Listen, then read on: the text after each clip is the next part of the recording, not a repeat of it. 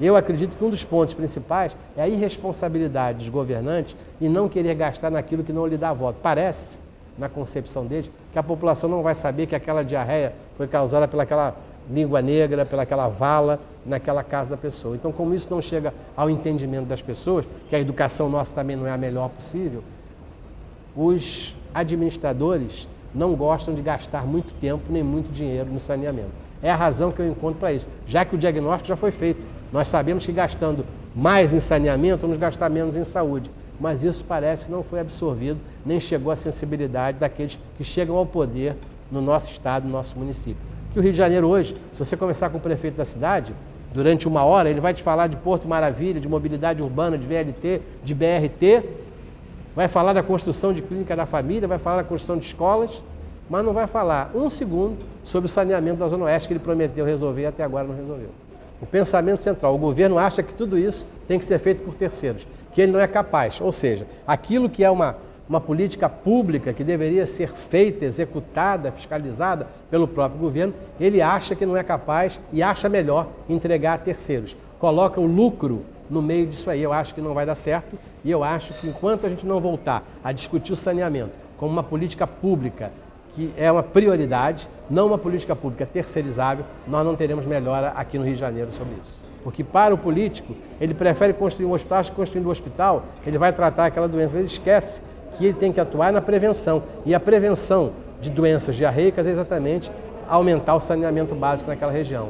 Isso é uma verdade, a gente briga, estamos aqui na Câmara discutindo agora a lei de diretrizes orçamentárias. Estamos lá levantando, tentando aportar mais recursos para a rubrica de saneamento. Mas é difícil aprovar isso, muito difícil. O que o programa, por exemplo, o programa de saneamento da Baía de Guanabara fosse cumprido. É um belo programa, no papel ele é ótimo. O programa de despoluição da Baía de Guanabara é excelente.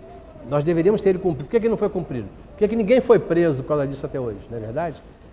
É um caso de prisão, é um caso de botar na cadeia tanto dinheiro que nós jogamos fora em obras, que obras dessa maneira, é uma estação de tratamento que não é ligada a nada, é uma saída de esgoto que não é ligada a nada. Ou seja, a solução do problema está em se dar prioridade, da mesma maneira que se rasgou a cidade para botar BRT, eu queria ver a gente rasgando a cidade para botar tubulação de saneamento para que a Barra da Tijuca, que é outro exemplo desse, o local do Rio de Janeiro caro, onde se gasta muito dinheiro, o que aconteceu? A favelização na Barra da Tijuca, que Recreio enorme, e o entorno da área onde estão as lagoas é todo coberto de favelas. Mas não são as favelas só que poluem os rios, as lagoas da Barra de Tijuca.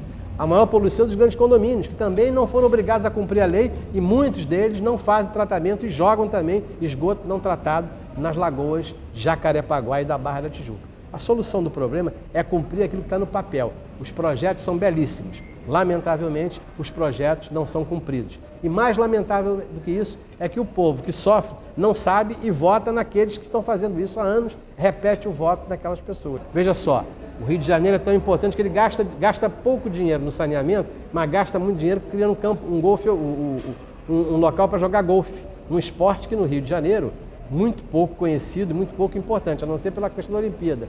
É mais importante fazer o campo de golfe do que sanear a Zona Oeste. Esse é o pensamento dos governantes. E, lamentavelmente, o povo precisava entender isso, porque o povo é que vota nesses governantes. O povo precisava entender que quando, na Zona Oeste, na sua área, na Baixada Fluminense, quando não tem saneamento, a culpa é exatamente daquele governante que ele elegeu, que prometeu uma coisa e vai dar outra. Provavelmente vai construir, vai fazer um show no dia 1º de maio, vai levar uma dupla sertaneja, vai pagar uma dupla sertaneja, mas não vai pagar uma dupla sertaneja para tratar de uma maneira melhor aquilo que deveria tratar, que é o saneamento, que é a prevenção dos problemas de saúde, que na área das crianças, não tenho dúvida alguma que essas doenças, tanto de pele quanto as doenças hepáticas, a hepatite, quanto as diarreias, teriam uma diminuição se houvesse um incremento na política de investir mais no saneamento básico da cidade.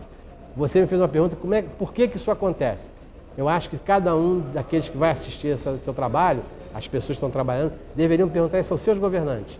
Pergunte ao prefeito da cidade, pergunte ao secretário de saúde, por que se ele sabe alguma coisa de saneamento, se ele sabe se nos 8 anos de governo Eduardo Paes, quando chegar ao fim no ano que vem, se ele pode dizer que ele tem orgulho da política de saneamento que ele implantou nessa cidade. As doenças originárias da falta de saneamento, basicamente, são a gastroenterite, as hepatites, hepatite A, né, principalmente, e as doenças de pele.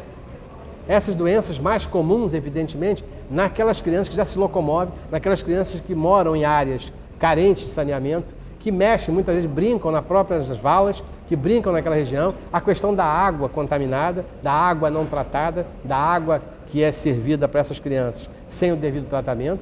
Tudo isso aí, essa água está contaminada desse terreno. Muitas vezes é água tirada daquele solo contaminado.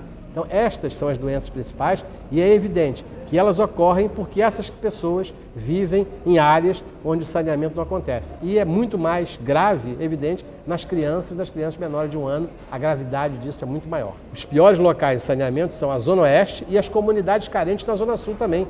A Rocinha, o Vidigal, Babilônia, se você for na Maré, no Complexo do Alemão, Complexo da Penha, em todos esses lugares onde há comunidades carentes, onde há casas construídas sem infraestrutura, sem luz, sem água e sem esgoto. Nesses locais, o grupo mais vulnerável é o grupo de crianças, menores de 1 ano principalmente, e crianças que são aquelas que vão ficar mais em contato com a vala negra, com a língua negra, com a vala grande, com todo aquele esgoto que fica a céu aberto, exposto e que faz parte muitas vezes da brincadeira daquelas crianças.